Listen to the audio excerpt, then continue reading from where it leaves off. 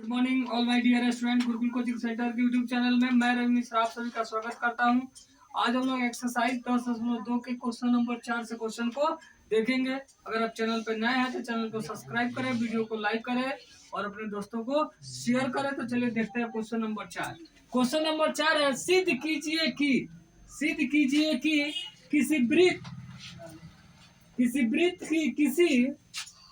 किसी वृत्त की किसी व्यास के सिरों पर खींची गई स्पर्श रेखाएं समानांतर होती है।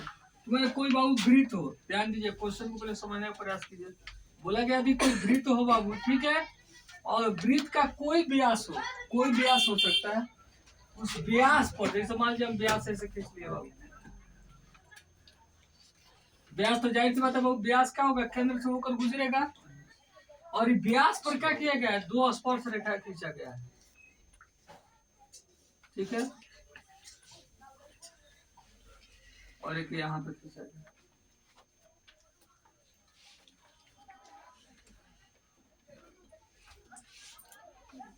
तो आपको सिद्ध करना है कि दोनों जो स्पर्श रेखाएं जब व्यास पर खींची जाती है तो दोनों स्पर्श रेखाएं क्या होती है, समानांतर होती है।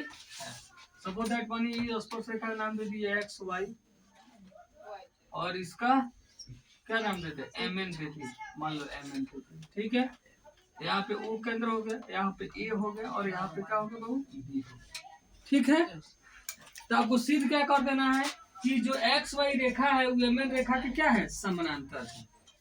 व्यास पर खींची गई स्पर्श रेखाएं क्या होती हैं, क्या बोला गया, सिद्ध कीजिए किसी वृत्त की किसी व्यास के सिरों पर खींची गई स्पर्श रेखाएं समानांतर होती हैं। एक व्यास हम खींच लिए, व्यास के सिरों पर क्या किया गया, दो स्पर्श रेखा खींच लिया गया, एक सिरे पर एक स्पर्श रेखा, दूसरे सिरे पर दूसरा स्पर्श रेखा। तो आपको सिद्ध करना है कि दोनों स्पर्श रेखाएं क्या होती है, समानांतर होती है। तो इसको जब आप लिखेंगे, यहाँ पे दिया है, क्या लिखेंगे, दिया है, जब हम लिखेंगे कि ओ केंद्र वाला एक वृत्त है जिसके व्यास AB पर एक्स वाई एवं MN स्पर्श रेखा है। वो केंद्र वाला एक वृत्त है जिसके व्यास AB पर एक्स वाई एवं MN क्या है बाबू, एक्स वाई एवं MN क्या है, स्पर्श रेखा है। अब आपको सिद्ध क्या करना है, यही जो स्पर्श रेखा है बाबू, यह स्पर्श रेखा क्या है बाबू, आपस में समानांतर है। क्या बोला गया है कि खींची गई स्पर्श रेखाएं समानांतर होती है, यानी एक्स वाई समानांतर है MN। यही आपको क्या करना है, सिद्ध करना है। व्यास पर एक एक्स वाई रेखा हो गया, एक MN रेखा हो गया, तो दोनों रेखा क्या है, आपस में समानांतर है। अब आप प्रमाण लिखेंगे बाबू, प्रमाण। अब प्रमाण में ध्यान देंगे बाबू, इसको कैसे सिद्ध कर देंगे समानांतर है। तो हम लोग जानते हैं बाबू कि जब दो रेखा को एक तिर्यक रेखा काटती है और अंतर है कांतर कोण आपस में बराबर हो, तो उसको हम कह सकते हैं कि दोनों रेखाएं क्या है, आपस में समानांतर है। और ये पर में 9th क्लास में पढ़ना है, 6 चैप्टर में था ये पर में, ठीक है, कि जब दो रेखा को एक तिर्यक रेखा काटती है और उसके अंत है कांतर कोण, चाहे यह कोण इस कोण के बराबर हो या यह कोण इस कोण के बराबर हो, तो हम कह सकते हैं कि जब दो रेखा को एक तिर्यक रेखा काटती है और अंत है कांतर कोण बराबर हो, तो ये दोनों रेखाएं क्या होती है, आपस में समानांतर होती है। अब यहाँ पे हम बाबू वही काम करेंगे, हम यहाँ पे अंत एकांतर कोण बराबर लाने का प्रयास करेंगे कि अंत एकांतर कोण अगर हम बराबर दिखा दें तो हम कह देंगे कि ये दोनों रेखाएं क्या है, समानांतर है, ठीक है। अब अंत एकांतर कोण बराबर कैसे दिखाएंगे, अंत एकांतर कोण इसमें होगा कौन, या तो यह कोण इस कोण के अंत एकांतर कोण होगा ना, नहीं तो यह कोण अंत एकांतर कोण होगा। और ये दोनों में से कोई हम दिखा सकते हैं, क्योंकि हम लोग जानते हैं कि क्या होती है, त्रिज्या स्पर्श रेखा पर क्या होती है बाबू, लंब होती है। या इतना दूर त्रिज्या हुआ ना जी, वो भी क्या होता है, लंब होता है, यानी इधर भी 90 बनाता है और इधर भी 90 बनाता है। यह भी इस पर लंब होता है, इधर भी 90 बनाता है, इधर भी 90 बनाता है। तो कोई कोण लेकर के दिखा सकता है, जब ये भी 90 ये भी 90, यह भी इसके बराबर होगा और यह भी इसके बराबर होगा कि नहीं होगा। और दोनों कौन कोण है, अंतः एकांतर कोण है।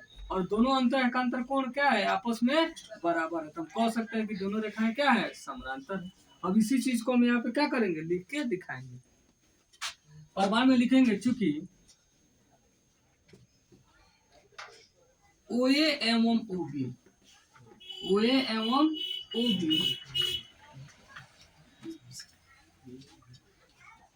वृत्त की त्रिज्याएं हैं एवं दोनों बिंदु A एवं B पर क्रमशः MN एवं XY रेखा है। इसलिए क्या बाबू, हम क्या देख रहे हैं कि OA और OB दोनों क्या है बाबू, वृत्त की त्रिज्याएं हैं, है ना।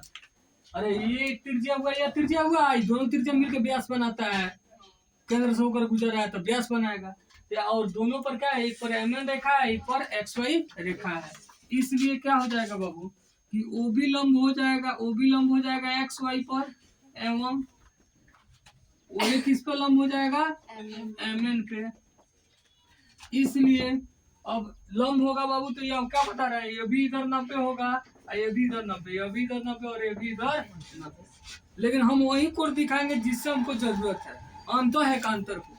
या तो यह कोण लीजिए, इधर नीचे का यह कोण लेंगे, तो यहाँ का कौन सा कोण लेंगे बाबू, यह कोण लेंगे, क्योंकि यही दोनों कोण क्या है, अंतर है कांतर कोण है। वो अलग बात है कि सब कोण में 90 होगा, लेकिन हम कौन कोण दिखाएंगे, सिर्फ अंतर कोण दिखाएंगे। यह कोण इस कोण के बराबर दिखा देंगे, चाहे यह कोण इस कोण के बराबर दिखा देंगे, ठीक है। मान लो हम ले लेते हैं कोण यही XBO लिखेंगे, इसलिए कोण XBO बराबर 90 डिग्री। अब इधर का इस साइड का दिखाया ना, तो इधर का क्या करेंगे, इस साइड का कि अंतर है कांतर कोण होगा, कौन कोण N, चाहे NAO चाहे OAN एवं कोण NAO बराबर 90 डिग्री लिखेंगे। इसलिए कोण XBO बराबर कोण NAO बराबर 90 डिग्री। जब यह भी 90 यह भी 90, तो ये दोनों क्या हो गए, आपस में बराबर। यानी क्या दिखा दिया बाबू कि यह कोण क्या है, इस कोण के बराबर है। लिखेंगे चूंकि यह दोनों कोण ये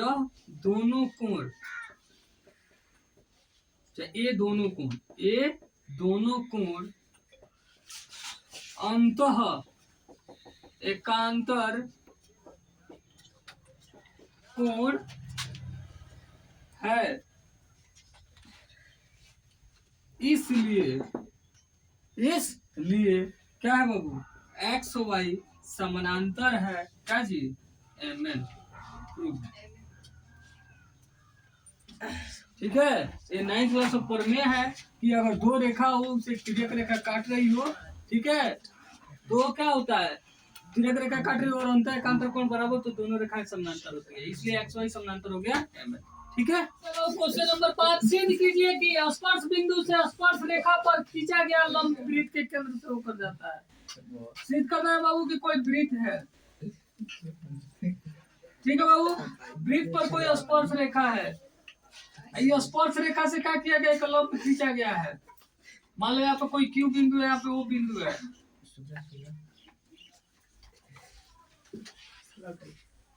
यहाँ पे कोई Q बिंदु है, यहाँ P है, और यहाँ पे स्पर्श रेखा है बाबू AB। यह सिद्ध करना है कि जो लंब है वो जब गया तो किससे होकर गया बाबू, केंद्र से होकर जाता है। ये आपको सिद्ध करना है। सब लोग लिखेंगे दिया है, क्या लिखेंगे बाबू, दिया है। क्या लिखेंगे, दिया है कि O केंद्र वाला एक वृत्त है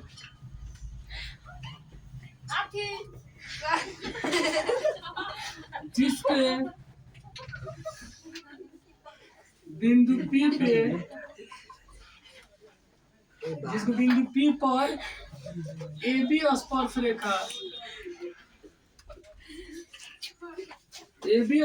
रेखा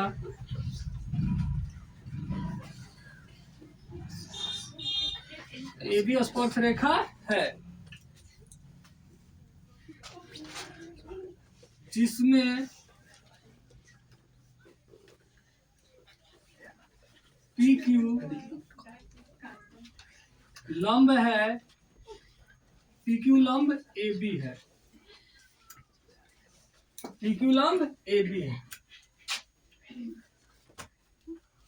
तो आपको सिद्ध करना है बाबू, सिद्ध करना है। क्या सिद्ध करना है बाबू?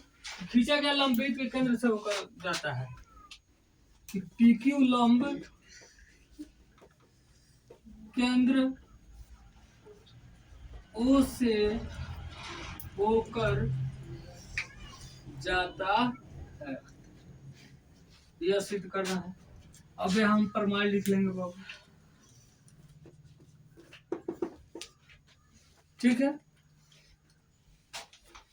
लिखेंगे, चूंकि क्या है बाबू, दिया है कि पी क्यू लंब है ए बी पर, पी क्यू लंब है ए बी पर एवं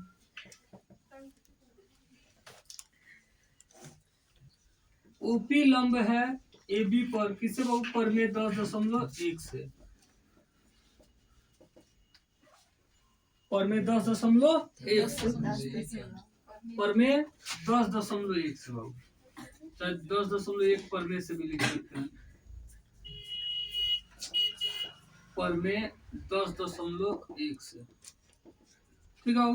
पर में 10.1 से, पर में 10.1 कहता है कि अगर कोई क्या है, केंद्रों वाला एक वृत्त है जिसके बिंदु P पर एक ए बी स्पर्श रेखा है जिसे पी क्यू क्या है, एक पी क्यू जो है, पी क्यू लंब है ए बी पर, ठीक है। और आपको सिद्ध करना है कि जो पी क्यू रेखा वह केंद्र ओ से होकर जाता है, ठीक है।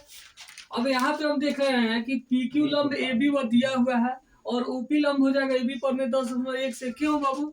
क्योंकि यह क्या है, त्रिज्या है। ओपी क्या है, वृत्त की त्रिज्या है, और त्रिज्या क्या हो जाती है, पर में 10.1 से हम लोग जानते हैं कि ए बी पर क्या हो जाती है, स्पर्श रेखा पर लंब होती है। चाहे तो हम एक लाइन यहाँ पे लिख सकते हैं बाबू, हम यहाँ पे एक लाइन लिख सकते हैं। क्या लिखेंगे? लिखेंगे कि ओपी, लिखेंगे चूंकि ओपी वृत्त की त्रिज्या है, वृत्त की त्रिज्या है जिसके बिंदु P पर, बिंदु P पर ए बी स्पर्श रेखा है, ए बी स्पर्श रेखा है। इसलिए ओपी लंब क्या हो जाएगा जी, ओपी लंब हो जाएगा ए बी पर में 10.1 से, ठीक है। और यहाँ पे क्या देख रहे हैं, ओपी बिंदु को ही क्यू तक बढ़ाया गया है। ओपी बिंदु को, ओपी चाहे पीओ रेखा को ही क्यू तक बढ़ाया गया था, हमें पी क्यू प्राप्त हुआ है। लिखेंगे चूंकि ओपी रेखा को बिंदु क्यू तक बढ़ाने पर पी क्यू रेखा प्राप्त हुआ है। इसलिए यहाँ पे देखिए बाबू, पी क्यू लंब है, हम यहाँ पे दे दिए कि ओपी भी लंबे है, तो इससे हम लोग क्या प्रमाण, यहाँ देखिए पी क्यू लंब ए बी वो दिया हुआ है, हम यहाँ पे प्रूफ क्या कर दिए कि ओपी भी लंब है, ओपी भी लंब है, ओपी भी लंब है किस पे, ए बी पर। इसलिए यहाँ पे हम लोग क्या लिख सकते हैं, ओपी रेखा को बिंदु क्यू तक बढ़ाने पर क्या हुआ, पी क्यू रेखा प्राप्त हुआ है। अतः हम कह सकते हैं, अतः इससे सिद्ध हुआ कि, इससे सिद्ध हुआ कि, क्या सिद्ध हुआ कि पी क्यू लंब केंद्र ओ से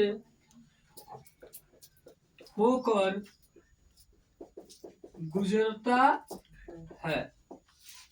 और क्या हो गया, आपका प्रूव हो गया, ठीक है। हम देखिए फिर एक बार समझिए बाबू, यहाँ पे दिया था वो क्या कि पी क्यू लंब ए बी, क्वेश्चन में दे दिया है, लिख लिए। हम अपने से यहाँ पे क्या लिखे बाबू कि ओपी वृत्त की त्रिज्या है, जिसके बिंदु P पर ए बी स्पर्श रेखा है। तो प्रमेय 10.1 से हम लोग जानते हैं कि तब यह त्रिज्या है तो यह भी क्या होगा, लंब होगा किस पे बाबू, स्पर्श रेखा पर। तो स्पर्श रेखा पर लंब हो गया।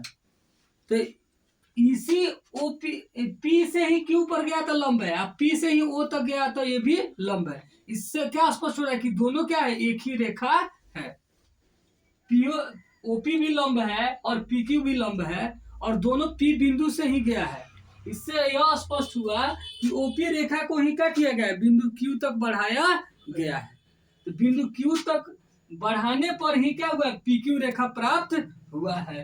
अतः इससे सिद्ध हुआ कि पीक्यू क्या है, पीक्यू लंब केंद्र ओ से ही होकर गुजरता है, केंद्र ओ से होकर गुजरता है। वही सिद्ध कर जाता है कि पीक्यू जो लंब होता है वह केंद्र से होकर गुजरता है, वो हम लोग प्रूफ करते हैं। क्वेश्चन नंबर 6 बाबू, एक बिंदु ए से जो एक वृत्त के केंद्र से 5 सेंटीमीटर दूरी पर है।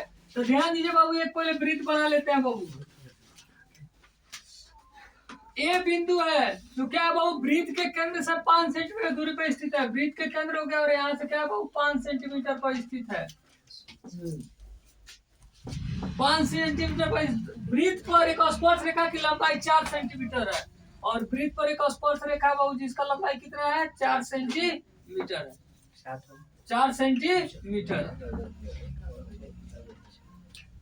क्या केंद्र हो गया 4 सेंटीमीटर। तो वृत्त त्रिज्या लिखा लिए, तो इसको मिला देंगे बाबू। मान लो यहाँ पे पी ए हो गया, तो क्या हो गया बाबू, ओ ए बराबर 5 सेंटीमीटर और पी ए बराबर दिया 4 सेंटीमीटर। आपको वृत्त की त्रिज्या ज्ञात कर देना, ठीक है। तो हल करेंगे बाबू, यहाँ पे लिख देंगे कि ओ केंद्र वाला एक वृत्त है, ओ केंद्र वाला एक वृत्त है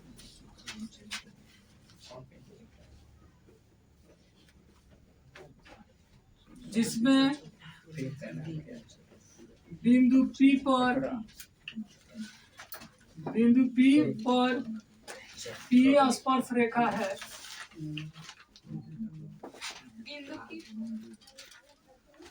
स्पर्श रेखा है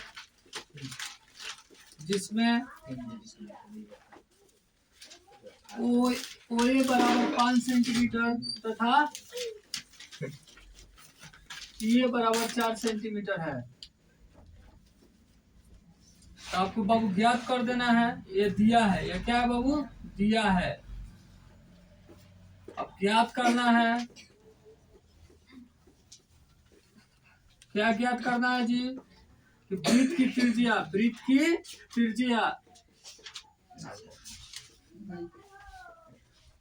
क्या बाबू, ओपी बराबर क्या होगा, ओपी बराबर वाट। अब यहाँ बाबू अब हल करते हैं इसको, लिखेंगे चूंकि ओपी लंब है एपी पर चाहे पीए पर में 10.1 से, पर में 10.1 से, इसलिए क्या हो जाएगा बाबू, इसलिए कोण ओ पी ए बराबर होगा 90 डिग्री। इसलिए त्रिभुज POA में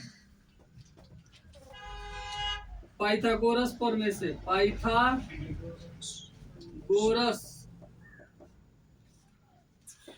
प्रमेय से, तो यह बाबू क्या हो जाएगा जी, ये 90 हो गया। तो 90 के सामने वाला एक कर्ण हो गया और ये आपका आधार हो गया और ये क्या हो गया, लंब हो गया। तो पाइथागोरस प्रमेय से क्या हो जाएगा बाबू, P बराबर क्या होता है, root under h square minus d square.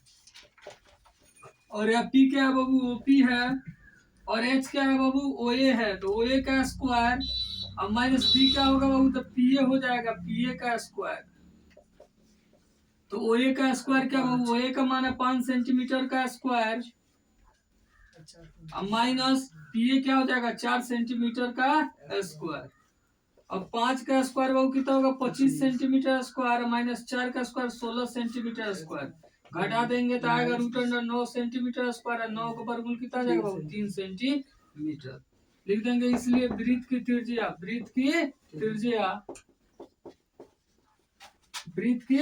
त्रिज्या ओपी बराबर 3 सेंटीमीटर हो गया आपका आंसर। वृत्त त्रिज्या निकालना था, इसका त्रिज्या आएगा 3 सेंटीमीटर। इस तरह हम लोग क्या किया बाबू एक्सरसाइज दोस्तों से हम लोग 2 के क्वेश्चन नंबर 6 तक क्वेश्चन को देख ली। इसके आगे के क्वेश्चन को हम अगले क्लास में देखेंगे। अगर आप चैनल पे नया है तो चैनल को सब्सक्राइब करें, वीडियो को लाइक करें और अपने दोस्तों को शेयर करें। वीडियो को अंत तक देखने के लिए बहुत बहुत